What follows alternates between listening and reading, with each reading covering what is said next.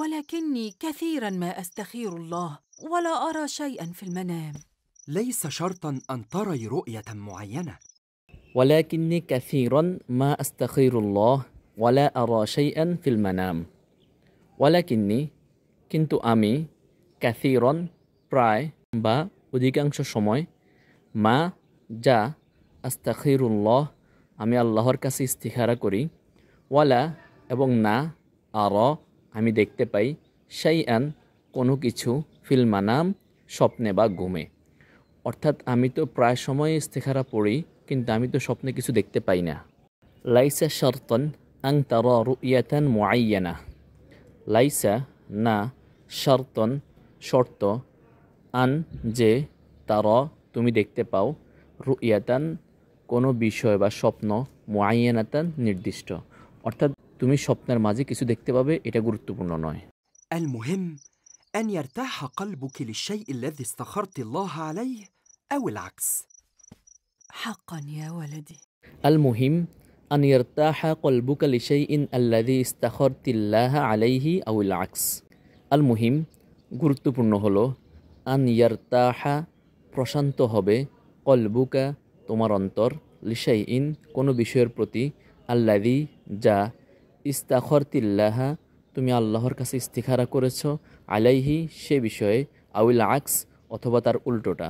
আগের অংশের ধারাবাহিকতায় সব সময় যে ইস্তিখারা করার পরে স্বপ্নে দেখতে পাবে বিষয়টা এমন নয়। অনেক সময় এমনও হয় যে ইস্তিখারা করার পরে তুমি যে বিষয় ইস্তিখারা করেছো সেই বিষয়ের প্রতি মনের মাঝে প্রশান্তি ভাব আসে অথবা মনের মাঝে সেই বিষয়ের প্রতি অস্বস্তি ভাব আসে।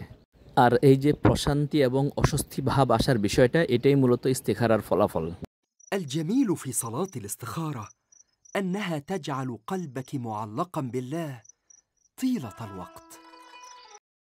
الجميل في صلاة الاستخارة أنها تجعل قلبك معلقا بالله طيلة الوقت.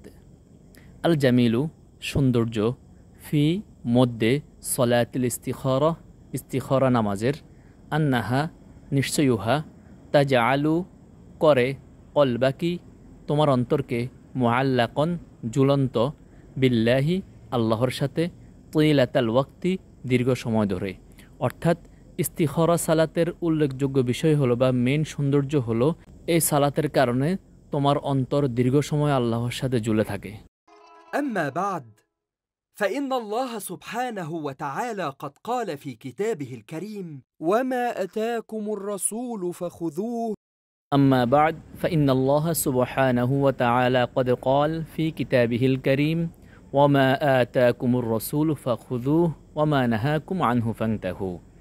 أما بعد অতঃপর فإن الله سبحانه وتعالى নিশ্চয় আল্লাহ সুবহানাহু ওয়া তাআলা قد قال বলেছেন ফি কিতাবিহিল কারীম তার সম্মানিত কিতাবে বা কুরআন মাজিদে ওয়ামা আতাকুমুর রাসূলু ফাখুযুহু ওয়ামা নাহাকুম আনহু ফান্তাহু।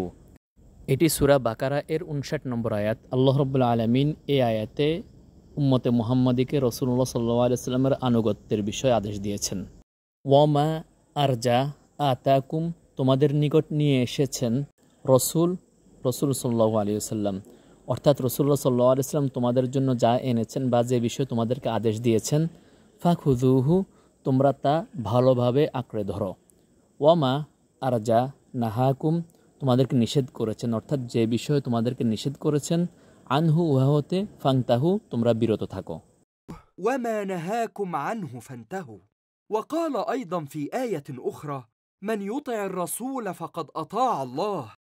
وقال أيضا في آية أخرى من يطع الرسول فقد أطاع الله. وقال এবং তিনি বলেন আইযন আরো ফি আয়াতিন উখরা অন্য আয়াতে মান যে ব্যক্তি ইউতিই আনুগত্য করল রাসূলুল্লাহ সাল্লাল্লাহু আলাইহি ওয়াসাল্লামের ফাকাদ আতা আল্লাহ সে যেন আল্লাহরই আনুগত্য করল। এটি সূরা নিসা এর 80 নম্বর আয়াত। ومن تولى فما أرسلناك عليهم حفيظا. صدق الله العظيم.